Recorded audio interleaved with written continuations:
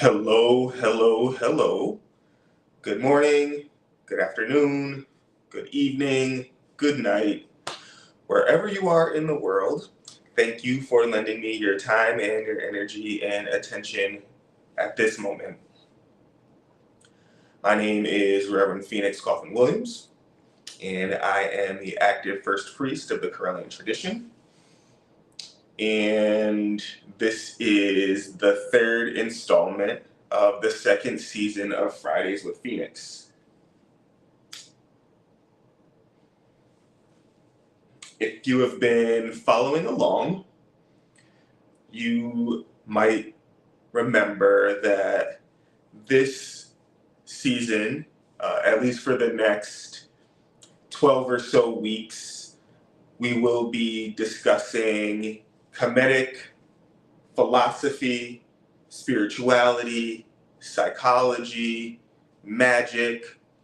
And when I say Kemetic, I mean ancient Egyptian.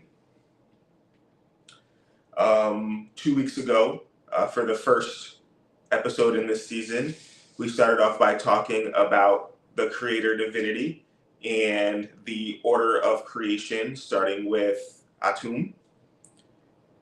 Last week, we discussed the goddess Het Heru as an aspect of Atum and not a divinity that was created by her. And we also discussed Jehuti in that same context.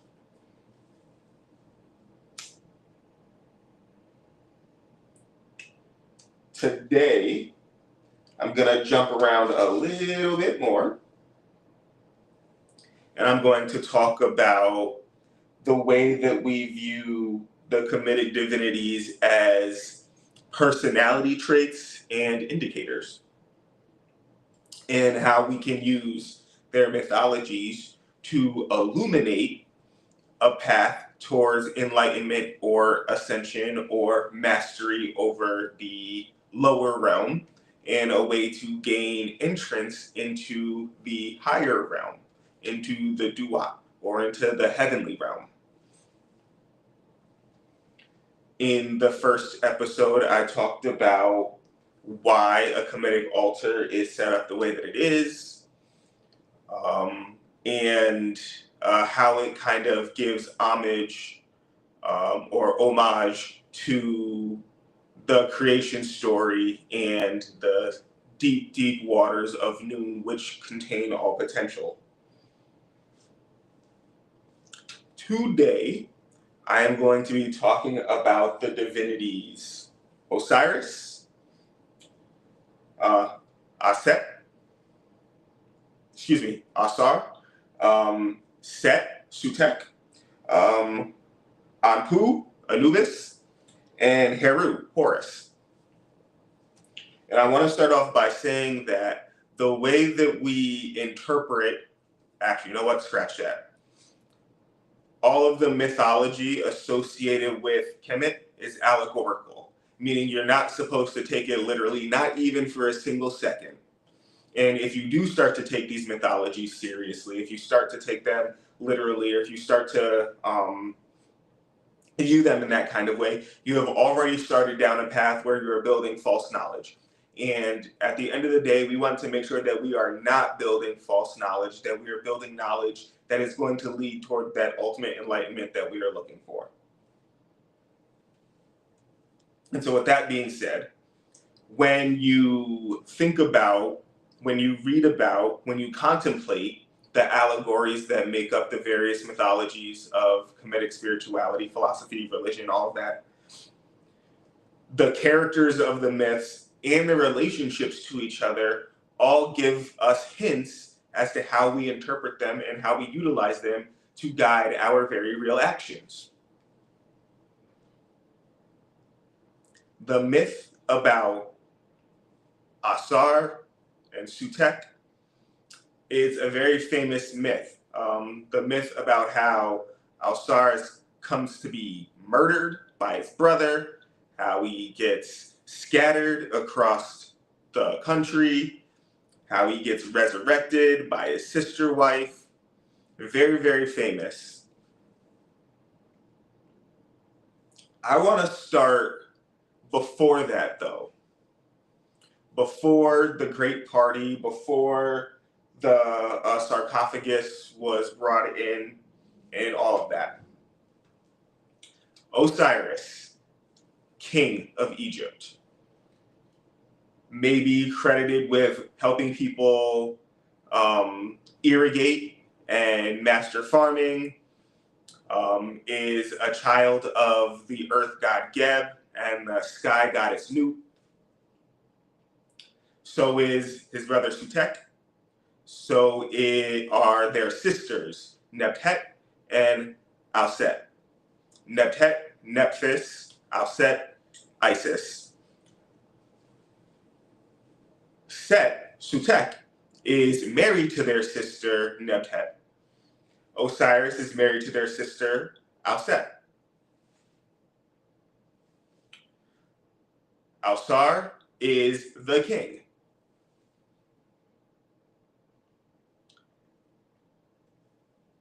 Ausar is a great leader. Ausar is not yet a father.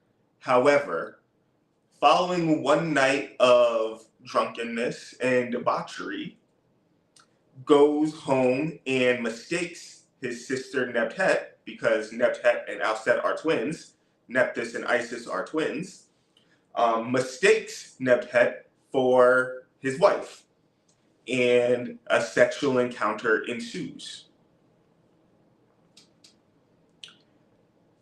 Sutek is known as a barren god, or he's not very fertile. And Ausar is known as very fertile, as you can tell by his relationship to agriculture, growing things, and irrigation and what have you. So Nebhet becomes pregnant following this sexual encounter.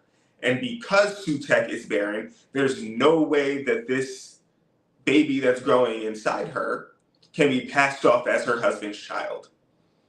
Sutek, already a god of storms, already a ferocious divinity, already hot-headed, already with the temper and the violence, it's not going to be a safe place for Nebhet to be pregnant, to give birth, and to raise a child that was fathered by his brother.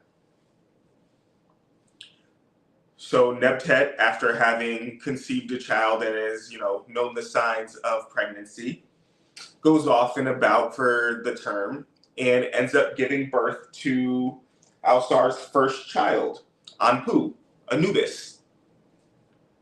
However, she knows she cannot go home with a baby. Her husband's not having it, not even for a second.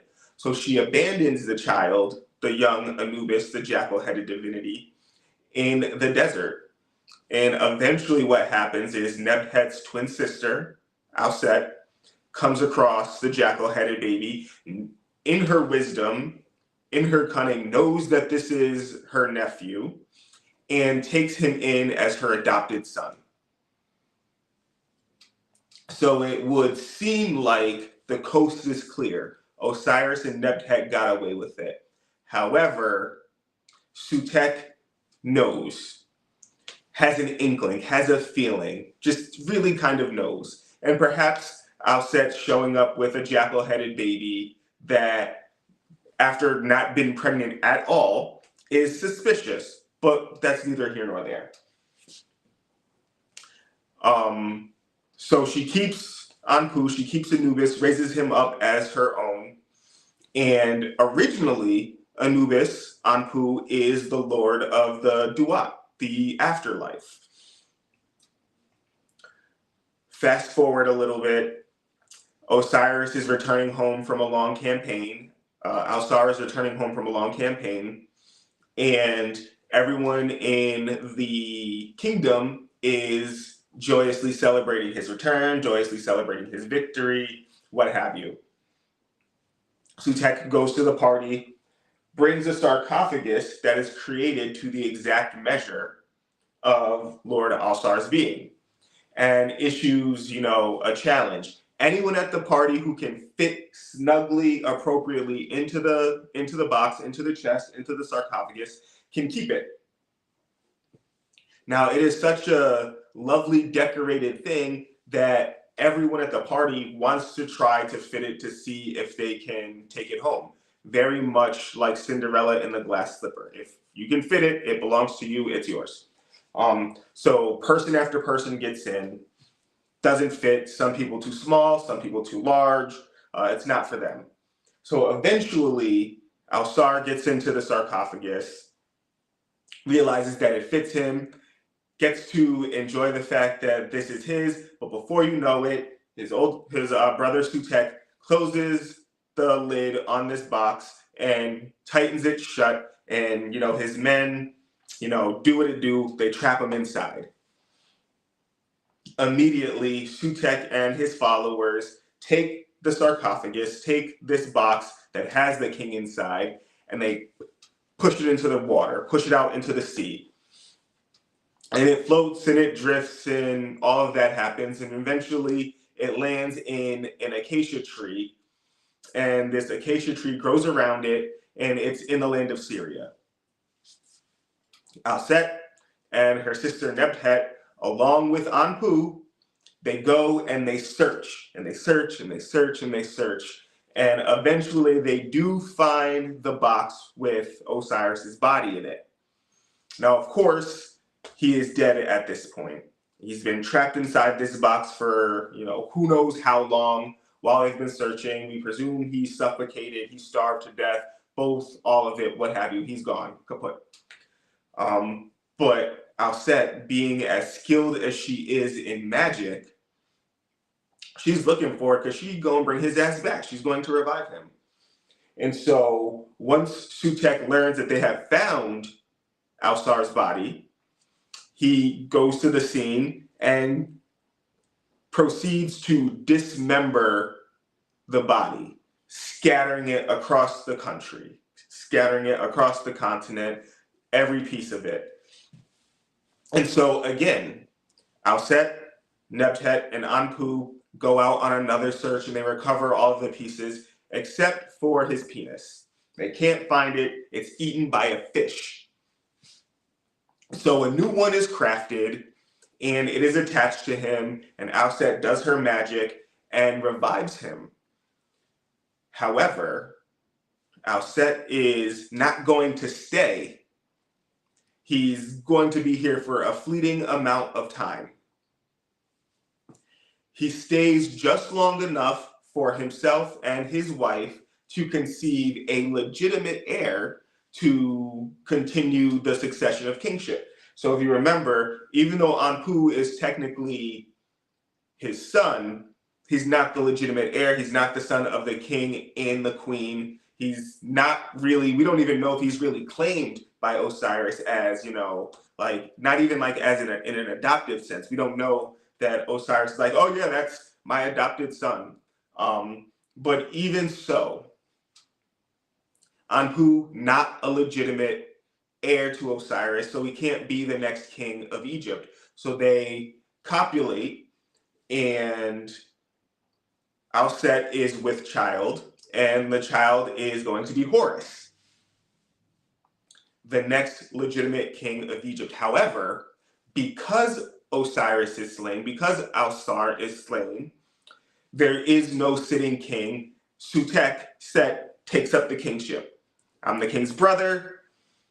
Maybe there's an idea of you keep what you kill. I killed the king, so I get to keep the kingdom. Whatever it is. Sutek is the king of Egypt.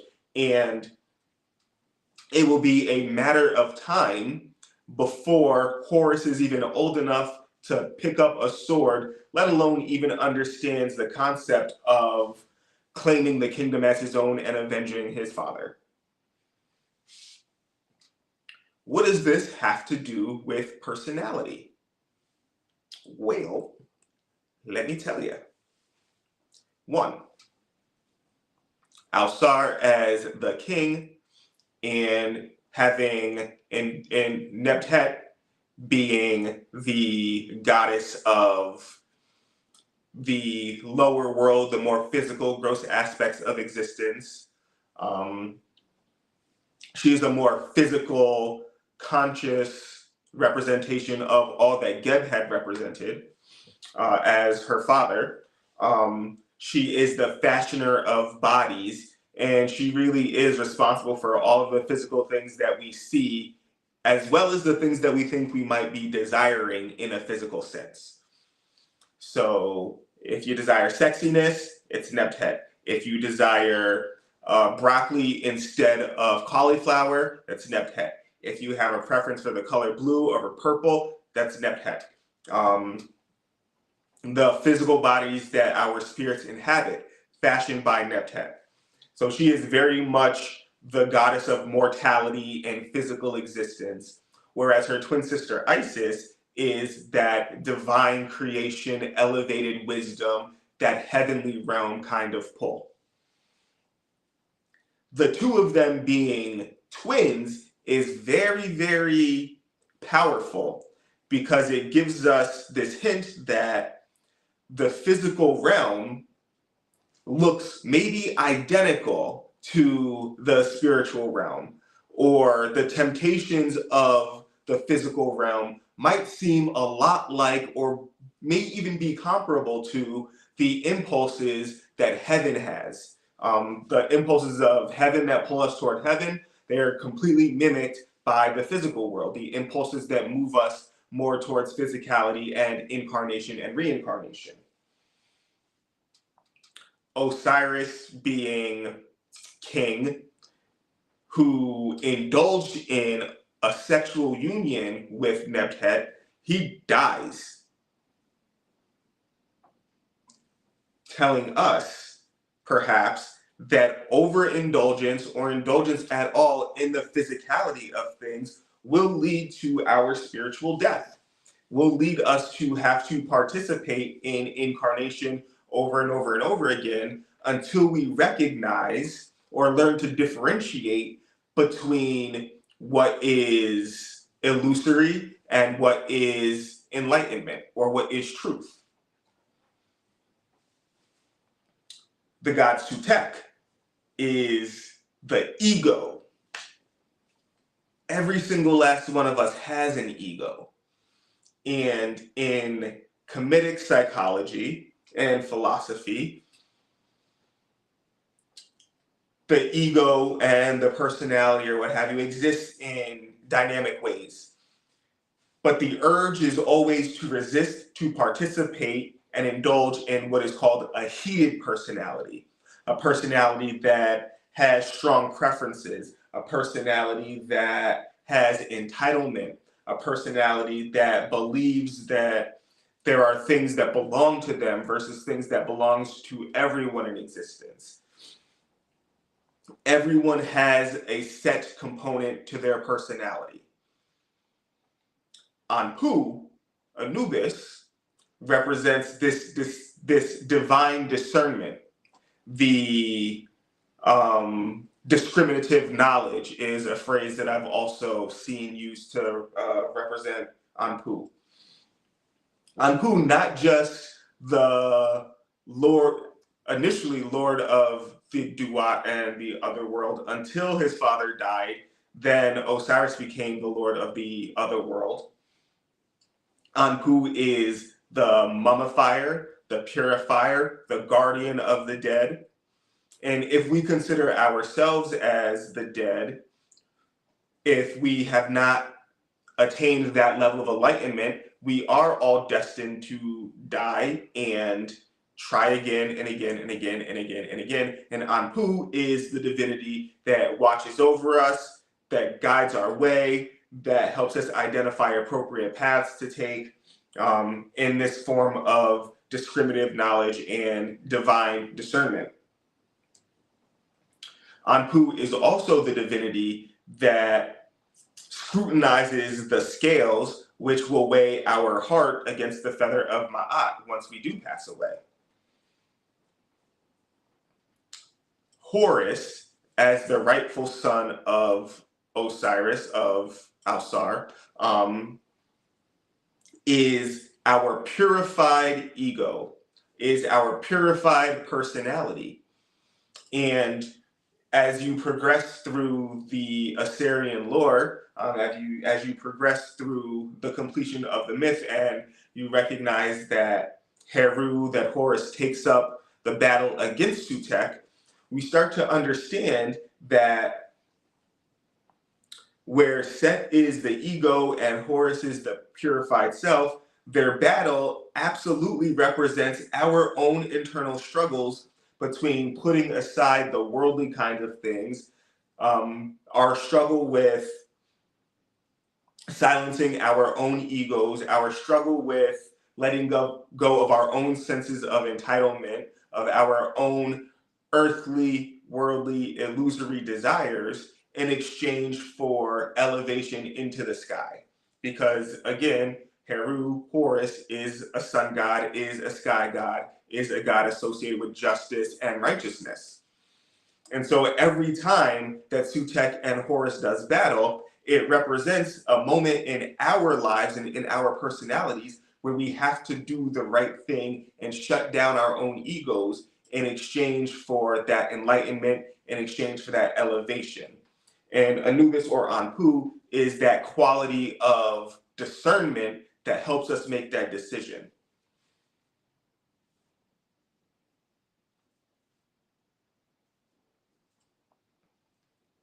When it comes to a personal spiritual practice within the Kemetic philosophy, within the Kemetic spirituality or religion, perhaps it is appropriate to call on the divinity Anpu, call on Anubis, and ask him to illuminate a path that will allow each of us to reject the impulses of our ego in exchange for the wisdom of heaven or the wisdom of enlightenment.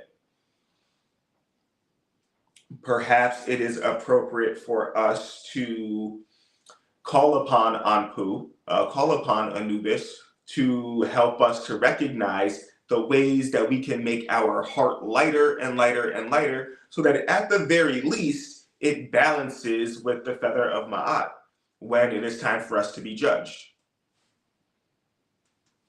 Perhaps it is appropriate to make affirmations and prayers and hymns to Heru to help us with that elevation and purification component, helping us to make the more righteous aspects of our personalities, the more cooler aspects of our personalities to be stronger or invite that wisdom.